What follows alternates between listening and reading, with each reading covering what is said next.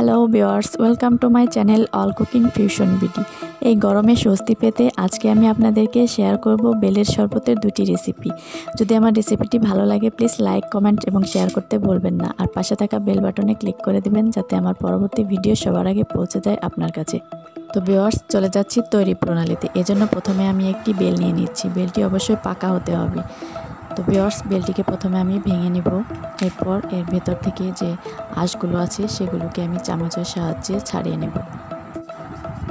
আর বেলের উপকারিতা সম্পর্কে আমরা কম বেশি সবাই জানি, তাই নতুন করে বলার কিছু নেই। সো এই গরমে যদি এরকম একটি হেলদি ড্রিঙ্কস থাকে তো মন প্রাণ দুটোই জুড়িয়ে যাবে। তো এভাবে আমি সবগুলো আঁশ ছাড়িয়ে নিয়ে এর মধ্যে দিয়ে দেব পরিমাণ মতো পানি। যে যেরকম ঘন বা পাতলা খেতে পছন্দ করেন সেই পরিমাণ পানি দিয়ে একটু হাত দিয়ে এভাবে চটকিয়ে নেবেন। তারপর একটি ছাঁকনির সাহায্যে আমি এটা ছেঁকে নেব। এটা ব্লেন্ড করা যায়, তবে ব্লেন্ড করলে এর মধ্যে যে বীজগুলো থাকে সেগুলো একটু তিতো ভাব হয়ে যায়।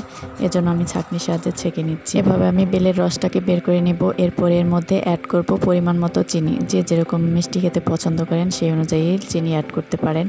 তো আমি এখানে চিনি দিয়ে এরপর এটাকে ভালোভাবে নেড়ে চেড়ে চিনিটাকে মিশিয়ে নেব। এরপর আমি দুটি গ্লাসে ঢেলে নিচ্ছি, কারণ আজকে আমি বলেছি দুই ধরনের শরবত আপনাদেরকে দেখাবো। তো একটা হয়ে গেল ন্যাচারালি। এই শরবতটা খেতে কিন্তু দারুণ মজা। এর মধ্যে জাস্ট বেলের একটা অসাধারণ ফ্লেভার পাবেন। আর বাকি যে গ্লাসটাতে আছে সেটাতে আমি অ্যাড করব 2 চা চামচ পাউডার মিল্ক বা গুঁড়া দুধ।